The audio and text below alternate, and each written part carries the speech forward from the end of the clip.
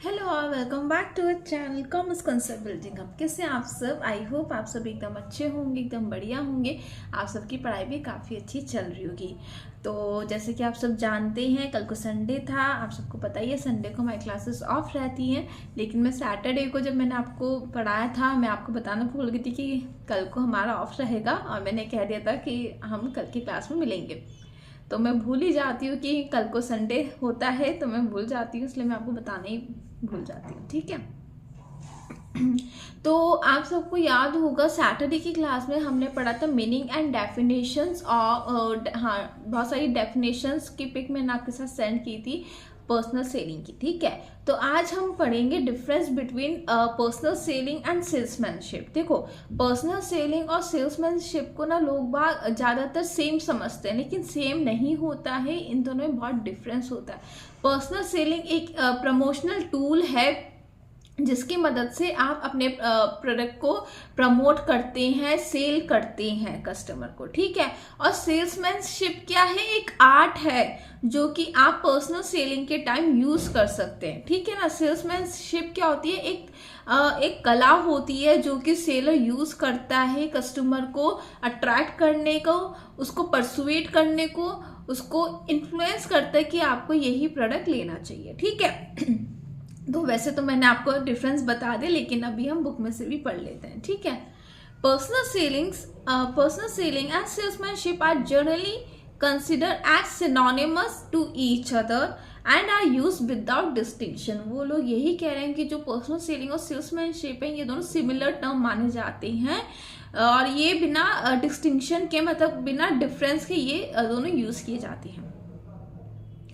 But this conception is wrong. लेकिन ये सोच रहा है कि दोनों ही टर्म सिमिलर हैं, इन दोनों का एक ही मतलब है, वो गलत है।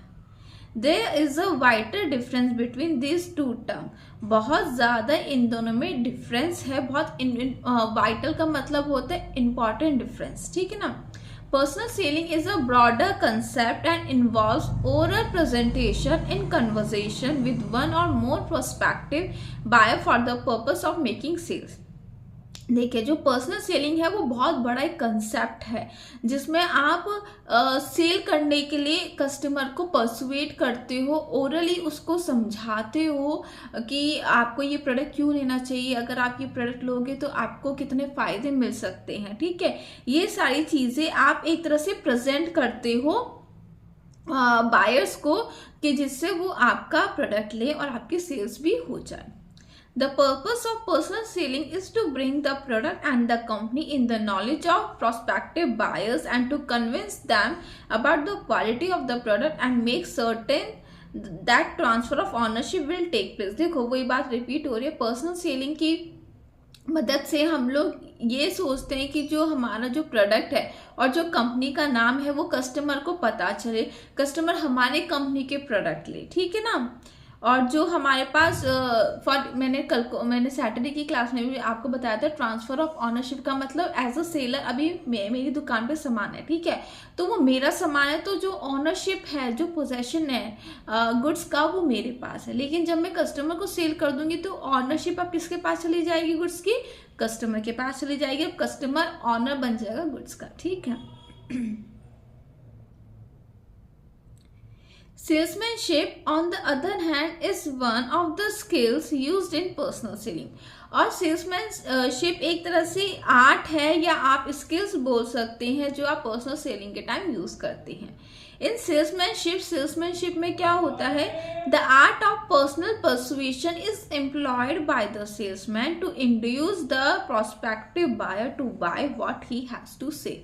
देखो, सेल्समैनशिप की मदद से, या सेल्समैनशिप एक तरह से ऐसी आर्ट है जिसमें आप पर्सनली कस्टमर को अट्रैक्ट करते हो, उनको इन्फ्लुएंस करते हो, उनको इंड्यूस करते हो कि आप हमारा प्रोडक्ट लीजिए। ठीक है ना।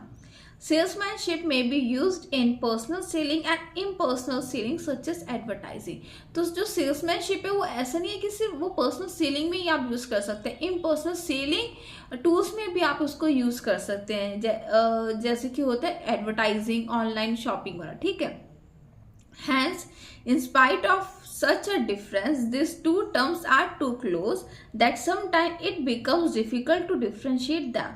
देखो हमने ये सब पढ़ लिया कि अच्छा इन दोनों में ऐसा डिफरेंस है, लेकिन ज़्यादातर लोग बाग यही सोचते हैं ये दोनों टर्म्स सिमिलर हैं और इन दोनों टर्म को लोग बाग एक तरह से उनके लिए डिफ़िकल्ट होता है इन दोनों को डिफ्रेंशिएट करना। लेकिन बहुत ज़्यादा इम्पॉर्टेंट चीज़ है ये दोनों कंसेप्ट, ठीक है। और इन दोनों का डिफरेंस भी बहुत ज़्यादा इम्पॉर्टेंट है कि आपको पता होना चाहिए, ठीक है।